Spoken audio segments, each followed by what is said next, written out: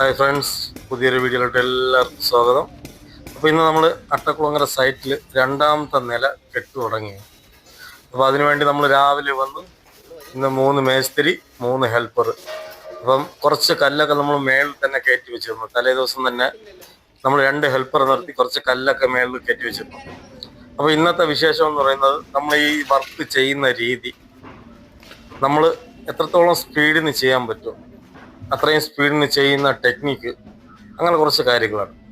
അപ്പം നമുക്ക് കറക്റ്റ് രീതിയിൽ രണ്ടാമത്തെ നില കെട്ടുമ്പോൾ നമ്മൾ എങ്ങനെ ചെയ്യണം, മെയിനായിട്ട് ശ്രദ്ധിക്കേണ്ട കാര്യം, നമ്മൾ ഫസ്റ്റ് ലൈന് ഒരു വരി കല്ല് വയ്ക്കുമ്പോൾ കറക്റ്റ് തൂക്കെടുത്ത് നമ്മൾ ഏറ്റവും താഴെ, അതായത് അതിൻ്റെ താഴത്തെ കല്ലിൽ തന്നെ തൂക്കെടുത്ത് കറക്റ്റായിട്ട് ചെയ്യണം. ഒരുപാട് ആൾക്കാർ എന്നോട് സംശയം ചോദിച്ചിട്ടുണ്ട്, രണ്ടാമത്തെ നില കെട്ടാൻ വേണ്ടി ഹോളോ ബ്രിക്കാണോ നല്ലത്, ഇഷ്ടിക അതായത് മൺബ്രിക്കാണോ നല്ലത്, അങ്ങനെ പല പല അഭിപ്രായങ്ങളും ചോദിച്ചിട്ടുണ്ട്. അപ്പോൾ എൻ്റെ ഒരു അഭിപ്രായം പറയണമെങ്കിൽ നമ്മുടെ കയ്യിലെ ബഡ്ജറ്റ് അനുസരിച്ച് നമുക്ക് മെറ്റീരിയൽ ഇറക്കാം. ഇതിന് ക്വാളിറ്റിയിൽ വ്യത്യാസം ഒന്നും ഞാൻ കണ്ടതിൽ വെച്ച് എനിക്ക് തോന്നുന്നില്ല. പല ആൾക്കാരും പറയുന്നുണ്ട് ഇഷ്ടിക ആണെങ്കിൽ ചൂട് കുറയുമെന്ന്. അങ്ങനെയൊന്നും ഇല്ല. ഇഷ്ടിക ആയാലും ഹോളോ ബ്രിക്ക് ആയാലും എനിക്ക് സെയിം ചൂടാണ് എനിക്ക് അനുഭവപ്പെടുന്നത്. പിന്നെ സാധാരണക്കാർക്ക് ഒരു വീട് വയ്ക്കണമെങ്കിൽ അവർക്ക് എന്തായാലും ഹോളോ ബ്രിക്ക് തന്നെയാണ് നല്ലത്. കാരണം എന്ന് വെച്ച് കഴിഞ്ഞാൽ ഇഷ്ടിക വെച്ച് നോക്കുന്നെങ്കിൽ ഇത് ഒരുപാട് റേറ്റ് കുറവാണ്.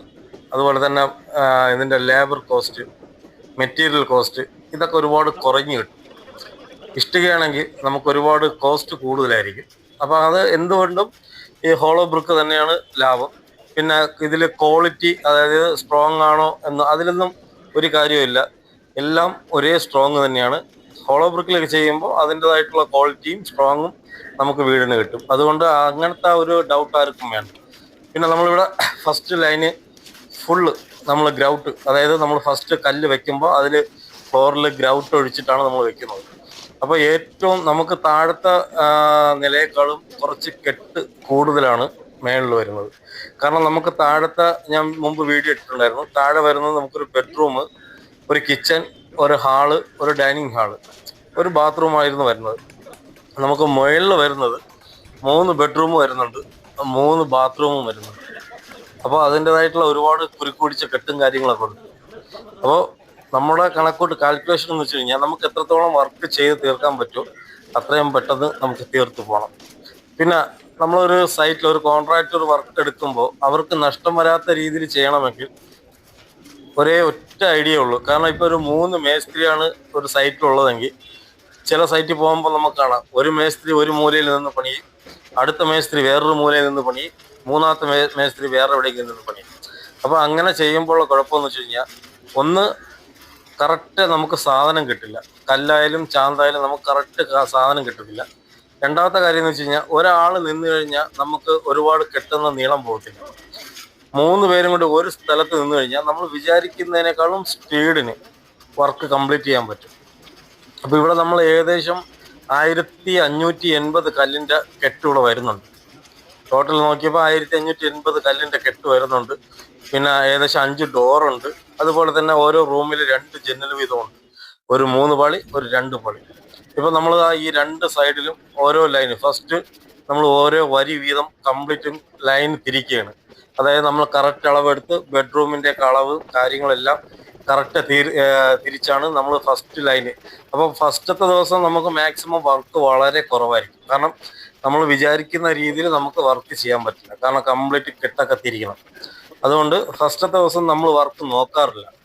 കാരണം ഒരു സൈറ്റിലും നമ്മൾ ഫസ്റ്റത്തെ ദിവസം വർക്ക് നോക്കാറില്ല. കാരണം കുറച്ച് വർക്കേ നടക്കത്തുള്ളൂ. നമുക്ക് ഇത്രയും കെട്ടൊക്കെ തിരിച്ച് വരുമ്പോൾ തന്നെ ഏകദേശം നല്ല സമയമെടുക്കും. അതുപോലെ തന്നെ ബാത്റൂമിൻ്റെ കെട്ട് എടുക്കുമ്പോഴും നമ്മൾ കല്ല് വെച്ചിട്ട് കറക്റ്റ് ടാപ്പിന് അളവെടുത്ത്, കാരണം കറക്റ്റ് പോയിന്റ് ആയിരിക്കണം നമ്മൾ എടുക്കുന്നത്. കാരണം ഈ ബീം അടിക്കേണ്ട അവസ്ഥ വരരുത്. അത് നമ്മൾ ഷട്ടറിങ് ചെയ്യുമ്പോൾ തന്നെ നമ്മൾ അതെല്ലാം കറക്റ്റാക്കി വേണം നമ്മൾ ഷട്ടറിങ് ചെയ്യാൻ.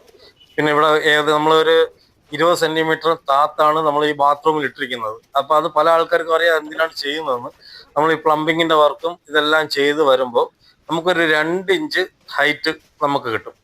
അതായത് നമ്മൾ ഈ ബാത്റൂമിലെ വെള്ളം നമ്മൾ ഫ്ലോറിലോട്ട് കയറാതിരിക്കാൻ വേണ്ടിയാണ് നമ്മൾ ഈ ഒരു സംവിധാനം ഇവിടെ ശരിക്കും ഇതുപോലെ ചെയ്യണം. അപ്പോൾ ചില സൈറ്റിൽ പോകുമ്പോൾ നമുക്ക് ഇങ്ങനെ കൊടുക്കാനുള്ള സിറ്റുവേഷൻ കാണത്തില്ല, കൊടുക്കാൻ പറ്റില്ല. അത് ഈ സൈറ്റിലും നമുക്ക് പല സിറ്റുവേഷനും വന്നിട്ടുണ്ട്. പക്ഷെ നമ്മൾ അതെല്ലാം തരണം ചെയ്ത് കറക്റ്റ് നമ്മൾക്ക് എല്ലാം ക്ലിയർ ചെയ്തിട്ടാണ് നമ്മളിവിടെ കൊടുത്തത്. പിന്നെ ഇതിന്റെ മെയിൻ ആയിട്ടുള്ള നമ്മൾ ശ്രദ്ധിക്കേണ്ട കാര്യം സിമന്റ് മിക്സിങ്. പല ആൾക്കാരും പല രീതിയിലാണ് ഈ ബ്രിക്ക് കെട്ടുമ്പോൾ സിമന്റ് മിക്സിങ്ങിനെ കുറിച്ച് പറയുന്നത്. ചില ആൾക്കാർ പറയുന്നുണ്ട് 9 ചട്ടി മണലിന് 1 ചട്ടി സിമന്റ്. പക്ഷെ ഞങ്ങള് 9 ചട്ടി മണലൊന്നും ഇട്ട് കെട്ടാറില്ല. ഞങ്ങള് ഈ 6 ഇഞ്ചിന്റെ ബ്രിക്ക് ആണെങ്കിൽ 7 ചട്ടി മണൽ, 7 ചട്ടി മണലിന് 1 ചട്ടി സിമന്റ്, ആ ഒരു രീതിയിലാണ് ചെയ്യുന്നത്. പിന്നെ രണ്ടാമത്തെ നില മെയിൻ ആയിട്ടുള്ള കാര്യമാണ് കട്ടള വെക്കുന്നത്. രണ്ടാമത്തെ നിലയിൽ കട്ടള വെക്കുന്നത് വളരെ ശ്രദ്ധിക്കേണ്ട കാര്യമാണ്. കാരണം നമ്മളെ കോൺക്രീറ്റ് ഫസ്റ്റ് ഫ്ലോർ കോൺക്രീറ്റ് ചെയ്യുമ്പോൾ എവിടെയാണോ ഹൈറ്റ് കൂടുതലായിട്ടുള്ളത് അവിടെ ഡോറ് വരുന്നെങ്കിൽ അവിടുത്തെ വാട്ടർ ലെവൽ വേണം നമ്മൾ എല്ലാം കംപ്ലീറ്റ് എടുത്ത് കൊണ്ടുപോകാൻ. അങ്ങനെ വന്നില്ല എന്നുണ്ടെങ്കിലുള്ള കുഴപ്പമെന്ന് വെച്ച് കഴിഞ്ഞാൽ നമ്മൾ ഏറ്റവും ഡൗൺ ആയിട്ട് കിടക്കുന്ന അവിടെ ഒരു കട്ടള വെച്ചിട്ട് നമ്മൾ ഒരു അരയിഞ്ച് ശാന്തനം ഇട്ടായിരിക്കും കട്ടള വെക്കുന്നത്. അത് ബാക്കി എല്ലായിടത്തും കൊണ്ടുപോകുമ്പോൾ ചില സ്ഥലങ്ങളിൽ കട്ടളയ്ക്ക് ഹൈറ്റ് കുറയ്ക്കേണ്ടി വരും. അതായത് കോൺക്രീറ്റ് ചിപ്പ് ചെയ്യാൻ പറ്റില്ല, കട്ടള കട്ട് ചെയ്യേണ്ടി വരും. അപ്പൊ അങ്ങനെ ഒരു സിറ്റുവേഷൻ ഉണ്ടാകാതിരിക്കാൻ വേണ്ടി നമ്മൾ ഹൈറ്റ് കൂടുതലായിട്ടുള്ള സ്ഥലത്ത് നിന്ന് വാട്ടർ ലെവൽ എടുക്കണം. പിന്നെ വാട്ടർ ലെവൽ എടുക്കുമ്പോൾ പ്രത്യേകം ശ്രദ്ധിക്കേണ്ടത് ഈ കട്ടളയുടെ തൂക്കും അതിന്റെ പാട്ട തൂക്കും നോക്കണം. കാരണം കാർപ്പൻറ്റർമാർ കട്ടള അടിച്ചു വെക്കുമ്പോൾ ചിലപ്പം ചെറിയൊരു കോണുപ്പൊക്കെ കാണും. അതുകൊണ്ട് മാക്സിമം അങ്ങനെ നോക്കണം. അതുപോലെ തന്നെ നമ്മളെ മുതലാളിയുടെ അടുത്ത് ഞാൻ പ്രത്യേകം പറഞ്ഞിട്ടുണ്ട്, ഓണർ ഈ വീഡിയോയിൽ എവിടെയോ കുറച്ച് ഉൾപ്പെട്ടു. കാരണം ഇനി ഞാൻ മുതലാളിയുടെ പറഞ്ഞു, ഓണറിൻ്റെ അടുത്ത് ഞാൻ പറഞ്ഞു വീഡിയോ എടുക്കുകയാണ്, അതുകൊണ്ട് മാറി നിൽക്കണം. ലാസ്റ്റ് വീഡിയോയിൽ ഓണറിനെ കണ്ടിട്ട് നാളെ ഓണർ പരാതി പറയരുത് എന്നെ വിറ്റവൻ കാശുണ്ടാക്കിയെന്ന്. അതുകൊണ്ട് ഞാൻ മാക്സിമം 3-4 വട്ടം പറഞ്ഞപ്പോൾ ഓണർ അവിടെ നിന്ന് മാറി നിന്നിട്ടുണ്ട്. നമ്മളെ ക്യാമറയിൽ നിന്ന് കുറച്ച് മാറി നിന്നിട്ടുണ്ട്. എന്നാലും മാക്സിമം നമ്മൾ നോക്കുന്നുണ്ട് കേട്ടോ. കാരണം മുതലാളിയുടെ ആ ഒരു ഇത് വരാതിരിക്കാൻ വേണ്ടി നോക്കുന്നുണ്ട്. അപ്പൊ എൻ്റെ ഈ വീഡിയോയിൽ കുറച്ച് സ്ഥലങ്ങളിൽ നമ്മളെ മുതലാളിയുടെ മുഖം വന്നിട്ടുണ്ട്. അത് ഞാൻ കവർ ചെയ്യും. കാരണം എന്ന് വെച്ച് കഴിഞ്ഞാൽ അവർക്ക് ചിലപ്പോൾ താല്പര്യം കാണത്തില്ല, ഈ വീഡിയോയിലൊക്കെ ഇങ്ങനെ ഉൾപ്പെടെ വരാൻ വേണ്ടി താല്പര്യം കാണത്തില്ല. അതുകൊണ്ട് അത് ഞാൻ ഇനി എഡിറ്റ് ചെയ്ത് കഴിഞ്ഞതിന് ശേഷം അത് ഞാൻ ഒന്ന് ക്ലിയർ ചെയ്യണം. പിന്നെ നമ്മൾ ഇന്ന് ഫസ്റ്റത്തെ ദിവസമാണ് വർക്ക് തുടങ്ങുന്നത്. അപ്പൊ നമുക്ക് ഏകദേശം ഒരു നമ്മളെ കാൽക്കുലേഷൻ ചെയ്യണമെങ്കിൽ ഒരു 3-4 ദിവസത്തെ വർക്കുണ്ട്. കാരണം എല്ലാം ബേ വിൻഡോ അങ്ങനെയുള്ള കുറച്ച് കെട്ടും കാര്യങ്ങളൊക്കെ തിരിഞ്ഞൊക്കെ വരുന്നുണ്ട്. അപ്പോൾ ഒരു 3 ബാത്റൂം കാര്യങ്ങളും ഉണ്ട്. അപ്പോൾ അങ്ങനത്തെ കുറച്ച് കുരുക്കുടിച്ച വർക്കുകളാണ്. അപ്പോൾ ഇതിന്റെ ഫുൾ ഡീറ്റെയിൽ ആയിട്ടുള്ള കാര്യങ്ങൾ ഞാൻ ഇതിന്റെ അടുത്ത സ്റ്റെപ്പ് വീഡിയോയിൽ ഞാൻ ഇടുന്നതായിരിക്കും. ഇതിപ്പോൾ നമ്മൾ വർക്ക് ഫസ്റ്റ് ദിവസം സ്റ്റാർട്ട് ചെയ്തു. അപ്പോൾ അതിനെക്കുറിച്ചുള്ള കുറച്ച് കാര്യങ്ങളൊക്കെയാണ് ഞാൻ ഈ വീഡിയോയിൽ ഉൾപ്പെടുത്തിയിട്ടുള്ളത്. അപ്പോൾ നമുക്ക് ഈ രണ്ടാമത്തെ നില ലിൻഡിൽ മട്ടം കെട്ടുമ്പോൾ നമുക്ക് എത്ര രൂപ ലേബർ ചാർജ് ആവും, എത്ര കല്ല് വേണം, അതിൻ്റെ ഒരു കണക്കും കാൽക്കുലേഷൻ ചെയ്ത് ഞാൻ എൻ്റെ അടുത്ത വീഡിയോയിൽ ഞാൻ ഇതിൽ ഉൾപ്പെടുത്തുന്നതായിരിക്കും. അപ്പോൾ ഈ വീഡിയോ നിങ്ങൾക്ക് ഇഷ്ടപ്പെട്ടാൽ ഒന്ന് ലൈക്ക് ചെയ്ത് സപ്പോർട്ട് ചെയ്യണം. Thanks for watching.